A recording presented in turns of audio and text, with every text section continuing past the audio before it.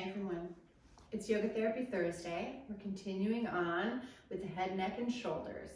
So last week I did the blanket, forward head posture, reset, reinforming of the whole shoulder girdle. This week I'm going to go a little bit further. So hopefully you've been doing that.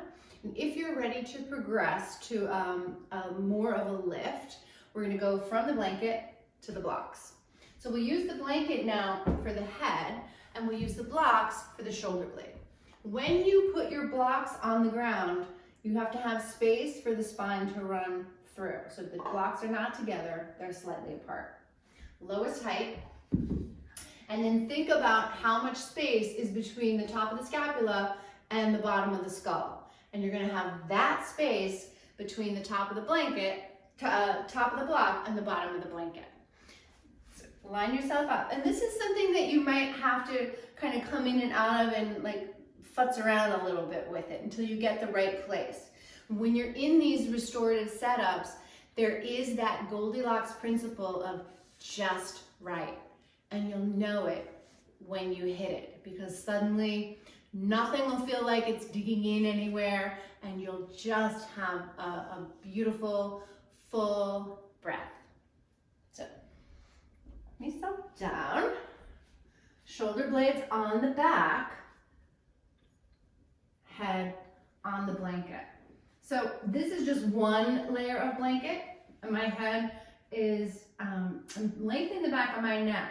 If it feels like it's too severe, you'll want to make the blanket higher.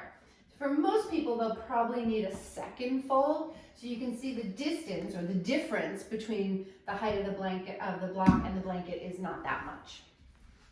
Come back and try it again. Cactus arms. Lengthen and pull apart your collarbones.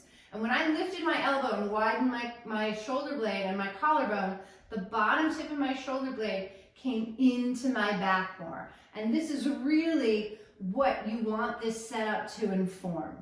Think about the inferior angle, the bottom tip of the shoulder blade going in, which is going to help float the collarbones up and let them widen. So you're reestablishing the frame on the top. With the feet on the floor, the legs bent in a constructive rest, it's easier on the lower back. If you want, you can straighten the legs.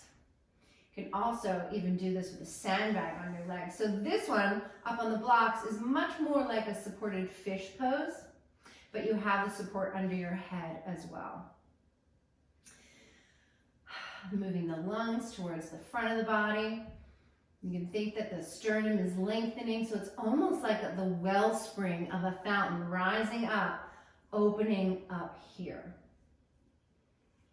Now, if you have more of an internal rotation in the shoulders, you see how my hand is up off the floor, you want to put something underneath that so you're not hanging and pulling on the tissue of the front of the shoulder until it opens up. And it will eventually, especially if you practice this every day. And then eventually, your backs of your hands will be on the ground. Keep widening. You can also take your hands out here, almost like a chorus girl. And what I like to do is turn the palms back, so they're facing back where your head is facing, and then all the way down, which really gives you that external rotation in the armpit, in the shoulder. And then walk your hands. So you have as much weight in the pinky finger as you do in the thumb and the index finger. And that helps to really open and spread the chest. Remember, your lungs will fill up the space that you give them.